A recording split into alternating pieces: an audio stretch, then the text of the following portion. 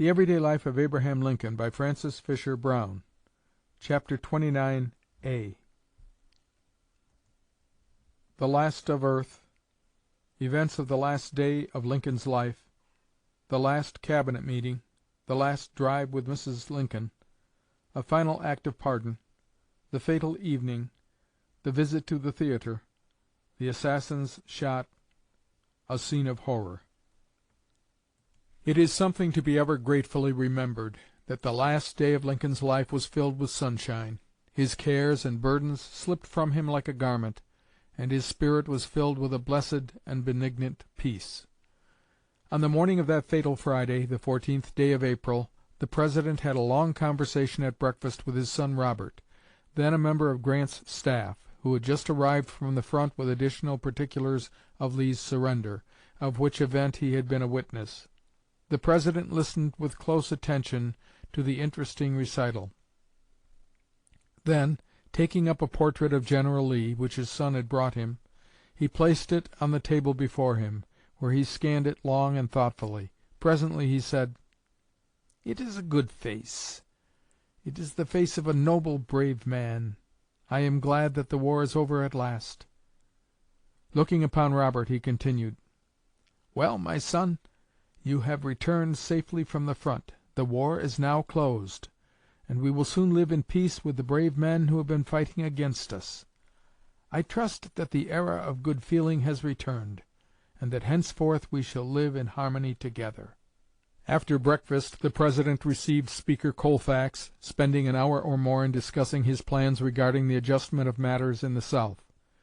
This was followed by an interview with Hon. John P. Hale, the newly appointed minister to Spain, and by calls of congratulation from members of Congress and old friends from Illinois.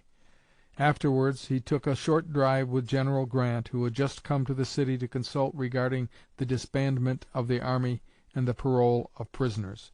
The people were wild with enthusiasm, and wherever the President and General Grant appeared, they were greeted with cheers, the clapping of hands, waving of handkerchiefs, and every possible demonstration of delight. At the Cabinet meeting held at noon, the President was accompanied by General Grant. The meeting is thus described by one who was present, Secretary Welles. Congratulations were interchanged, and earnest inquiry was made whether any information had been received from General Sherman. General Grant, who was invited to remain, said he was expecting hourly to hear from Sherman, and had a good deal of anxiety on the subject.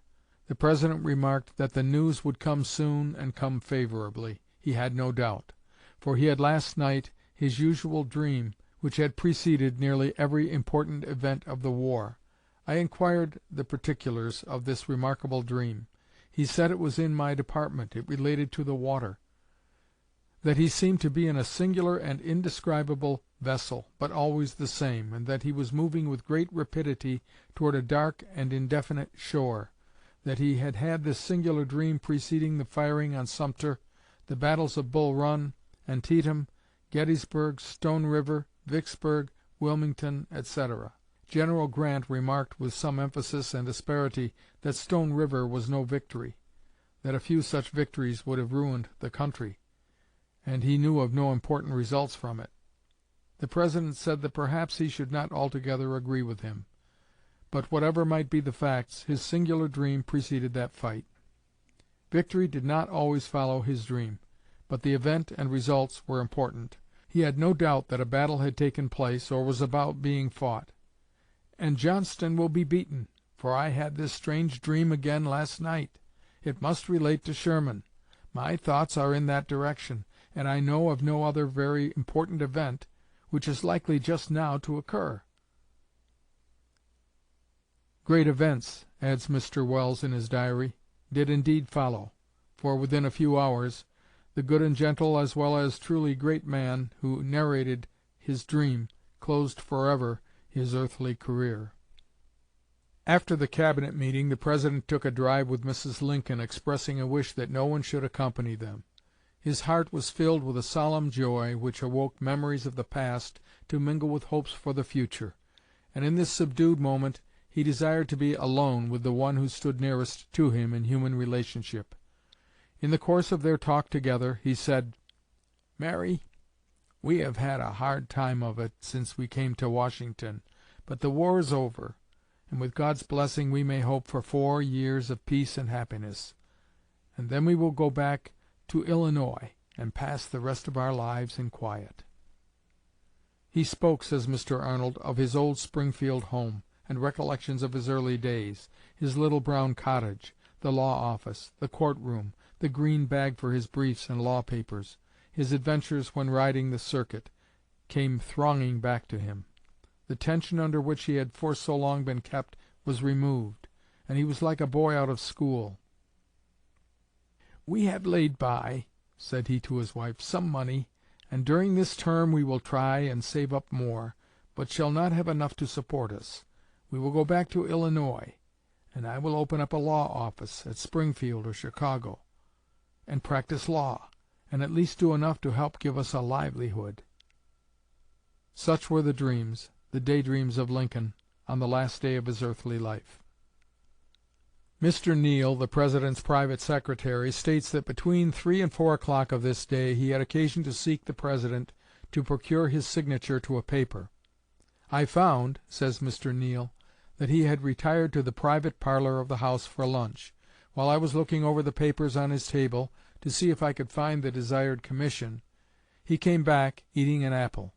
I told him what I was looking for, and as I talked he placed his hand upon the bell-pull. I said, 'For whom are you going to ring?' Placing his hand upon my coat, he spoke but 2 words, 'Andrew Johnson.' 'Then,' I said, 'I will come in again.' As I was leaving the room, the Vice President had been ushered in, and the President advanced and took him by the hand." Charles A. Dana, the Assistant Secretary of War, says that his last recollections of President Lincoln are indelibly associated with the seditious Jacob Thompson. "Late in the afternoon," says Mr. Dana, "a dispatch was received at the War Department from the Provost Marshal of Portland, Maine, saying that he had received information that Jacob Thompson would arrive in Portland during that night, in order to take there the Canadian steamer which was to sail for Liverpool. On reading this dispatch to Mr. Stanton, the latter said, 'Order him to be arrested. But no, you had better take it over to the President.' I found Mr. Lincoln in the inner room of his business office at the White House, with his coat off, washing his hands preparatory to a drive. 'Hello,' said he, 'what is it?' Listening to the dispatch, he asked, 'What does Stanton say?' 'He thinks he ought to be arrested,' I replied. 'Well,' he continued, drawling his words, 'I rather guess not. When you have an elephant on your hands and he wants to run away, better let him run.'" During the afternoon the President signed a pardon for a soldier sentenced to be shot for desertion, remarking as he did so, "Well, I think the boy can do us more good above ground than underground." He also approved an application for the discharge, on taking the oath of allegiance, of a Southern prisoner, on whose petition he wrote, "Let it be done." This act of mercy was his last official order. It had been decided early in the day that the President and Mrs. Lincoln would attend Ford's Theater in the evening, to witness the play of "The American Cousin."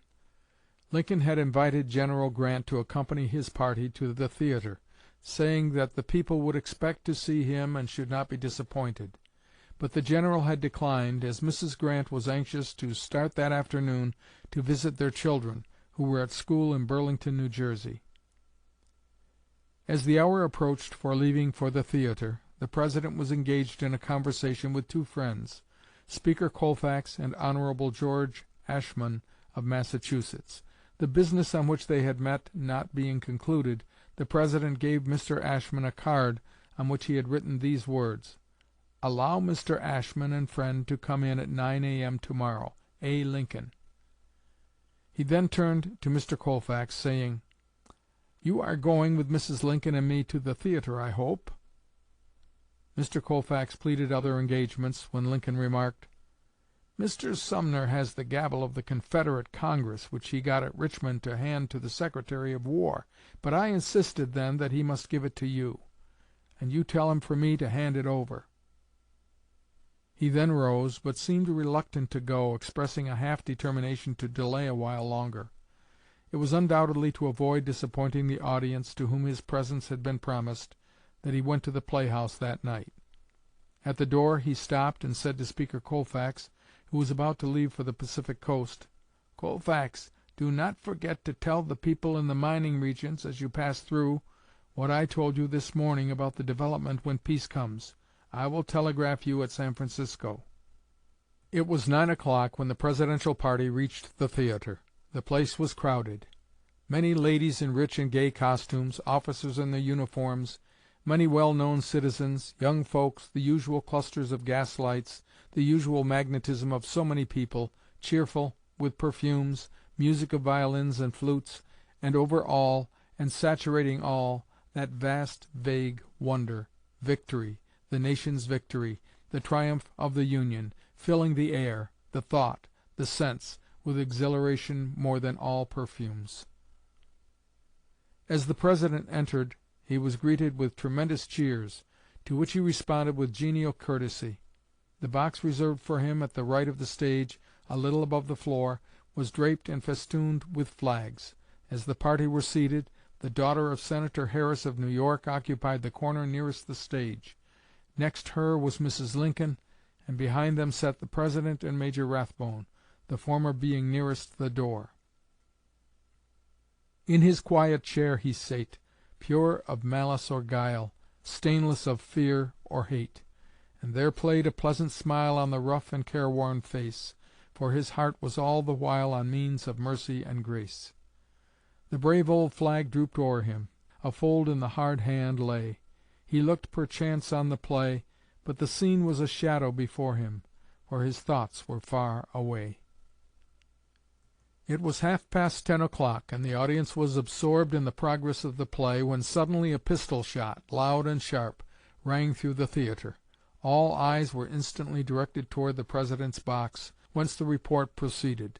A moment later the figure of a man, holding a smoking pistol in one hand and a dagger in the other, appeared at the front of the President's box, and sprang to the stage some 8 or 10 feet below, shouting as he did so, "Sic semper tyrannis." He fell as he struck the stage, but quickly recovering himself, sprang through the side wings and escaped from the theatre by a rear door. At the moment of the assassination, a single actor, Mr. Hawk, was on the stage. In his account of the tragical event, he says, "When I heard the shot fired, I turned, looked up at the President's box, heard the man exclaim 'Sic semper tyrannis,' saw him jump from the box, seize the flag on the staff, and drop to the stage. He slipped when he struck the stage, but got upon his feet in a moment, brandished a large knife, crying, 'The South shall be free,' turned his face in the direction where I stood, and I recognized him as John Wilkes Booth. He ran towards me, and I, seeing the knife, thought I was the one he was after, and ran off the stage and up a flight of stairs.